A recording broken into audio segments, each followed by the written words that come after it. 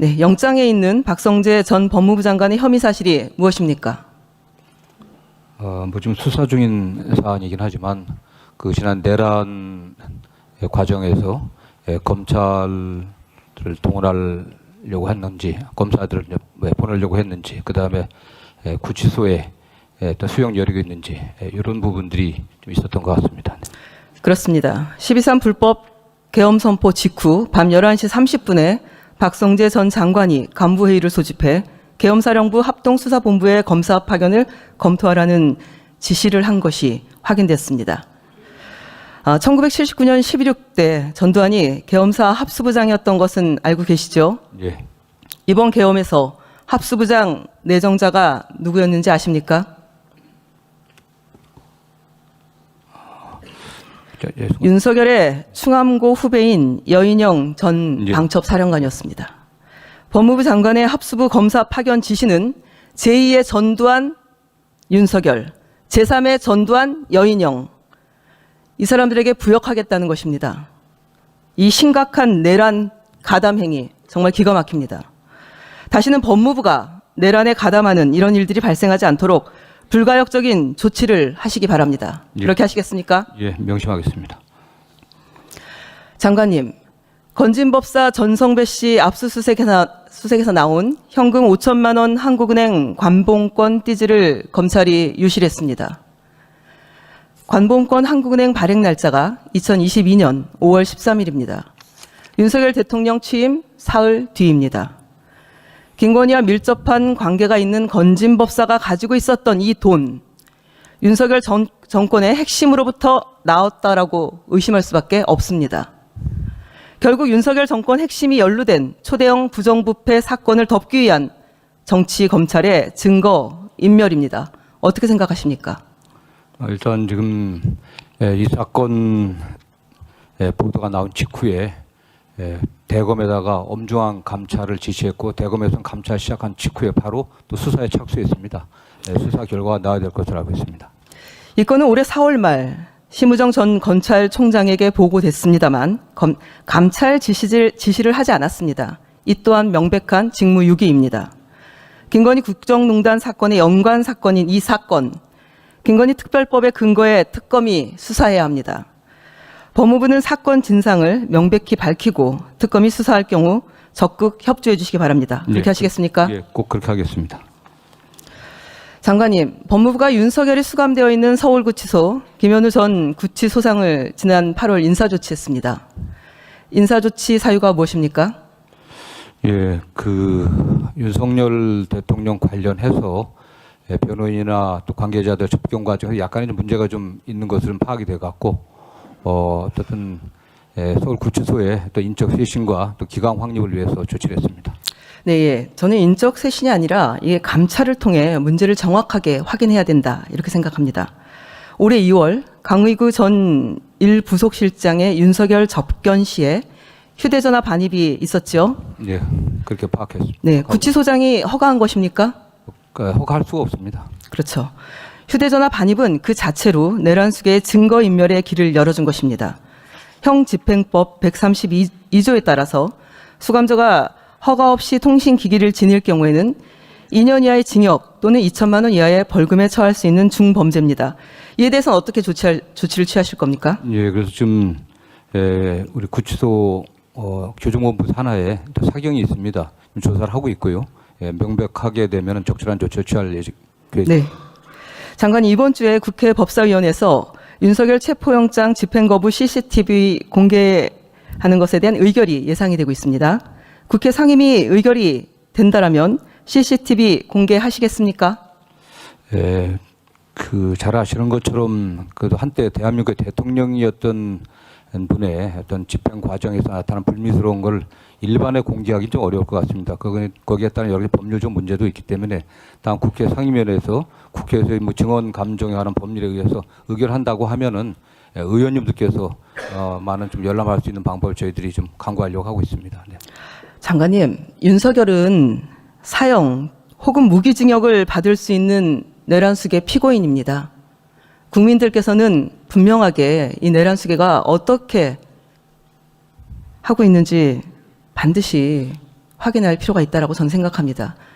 그 사건들을 지난 12월 3일 이후에 벌어진 일들을 복기해 보자면 전 대통령이라는 호칭조차도 과분합니다. 윤석열 수감자 관리 제대로 해주십시오. 이제 엄격하게 하고 있습니다. 네. 네, 안규백 국방부 장관님. 네, 국방부 장관입니다. 네, 지난 18일 국무회의에서 군사기지 및 군사시설보호법 시행령 개정안 의결하셨죠? 네, 그렇습니다. 오늘 26일부터 시행이죠. 네, 그렇습니다.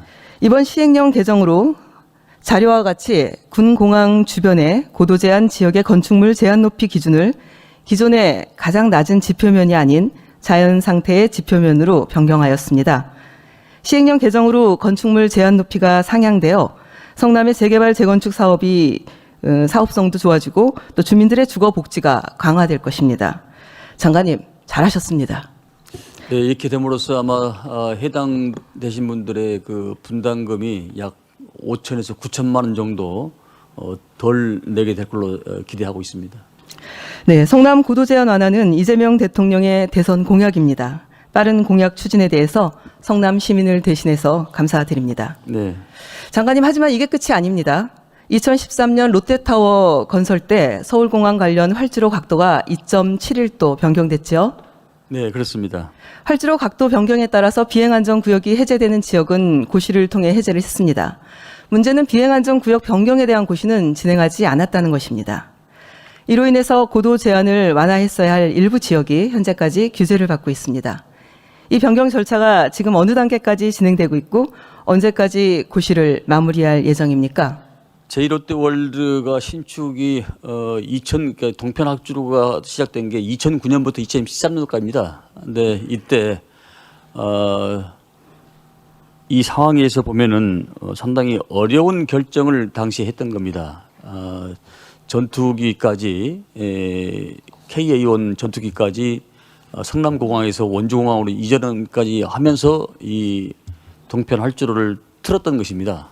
그래서 아마 그 이후에 성남 주민들의 여러 가지 민원이 많이 제기됐었는데 아직까지 그 해결이 안 된 것에 대해서 애석하게 생각을 하고 또 조금 전에 말씀하신 그 변경 지역 도형의 문제는 일단 보호구역에 대해서는 지금 15비 성남 비행장에서 아마 심의를 할 예정이고 또 이게 올라오면은 합참에서 심의를 하고 합참 심의를 거쳐서 국방부에서 심의를 완료해서 9월 중으로 완료할 생각을 가지고 있습니다.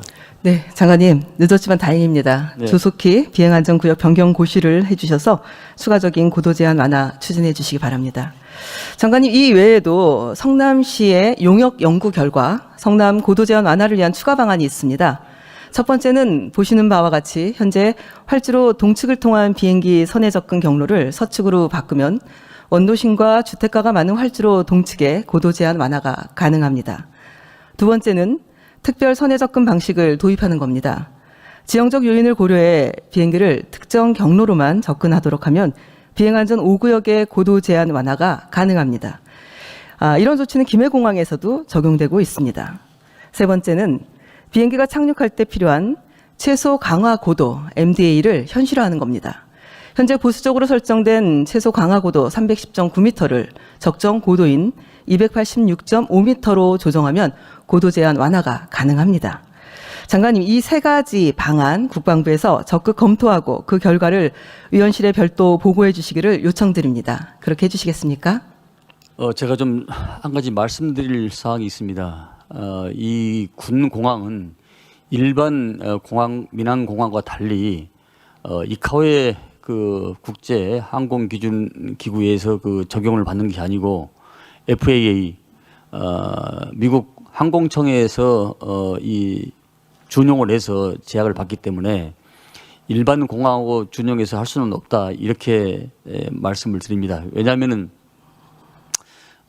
전쟁 때 어떤 특정 지역으로 활주로에 들어온 것이 아니고 동서남북 좌우로 동시에 이렇게 들어올 수가 있기 때문에 물론 그 성남 주민들의 약 58%가 불편을 겪고 있는 걸로 알고 있습니다만은 이 부분은 최대한 신경을 쓸 예정입니다만은 쉽지 않다는 것을 좀 먼저 네, 말씀. 쉽지 않기 때문에 제가 이렇게 장관께 질의를 드리는 거고요.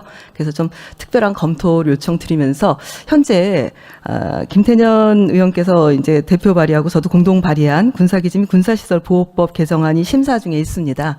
저도 군사시설 안전보장이라는 범위 내에서 네, 굉장히 중요한 기준이기 때문에 그 범위 내에서 고도제한 완화에 대한 법안 개정 좀 최선의 노력을 좀 다할 예정이니까 관심 있게 좀 챙겨봐 주시길 알겠습니다. 군의 부탁드립니다. 작정성 검토에 큰 지장이 없는 한은 최대한 협조하겠습니다. 네, 그동안 성남 시민들은 국가를 위해서 많은 것을 인내해 왔습니다. 이제 합리적인 조정이 필요합니다. 성남 고도제한 완화는 이재명 대통령의 대선 공약임을 다시 한번 환기시켜 드립니다. 잘 네. 부탁드리겠습니다.